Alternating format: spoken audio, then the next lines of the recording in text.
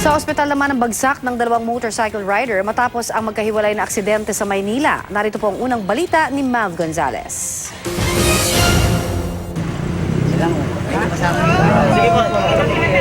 Hindi matigil sa kasisigaw ang lalaking ito sa sakit matapos sumemplang ang minamaneho motorsiklo sa Quiapo Bridge sa Maynila alauna kaninang madaling araw. Sugat naman sa tuhod ang tinamo ng angkas niyang si Pearl Perez. Kwento ng isang saksi, nakita nilang umiskid sa concrete island ang motorsiklo. Pataas sila. Kala ko nga gumanon sila eh. Nakita ko yung motor, lumipad, taas yung tao, wala na, nandun na pala. Halos 50 metro ang layo ng itinilapon ng motor. Tuguan ang muka ng rider na si John Nolasco at maigalawang katawan. Dinala siya sa ospital.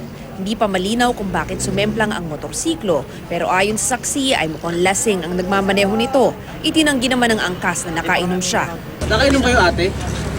Kalahating oras ding nakahiga sa kalsada ang isang lalaki matapos bumangga ang kanyang motorsiklo sa isang taxi kagabi. Binabagtas ng biktimang si John Joshua Gonzalez ang southbound lane ng Rojas Boulevard. Ang nakabanggaan niyang taxi driver, lumilipat naman ng lane para kumaliwa sa Calo Street. Kakaliwa po ako. Ngayon, nakakita ko siya yung mirror ko, sumabit siya sa kaliwang gulong. Nung bumagsak na siya, tumigil na ako. Bumigat ang daloy ng trapiko sa Rojas Boulevard dahil sa aksidente.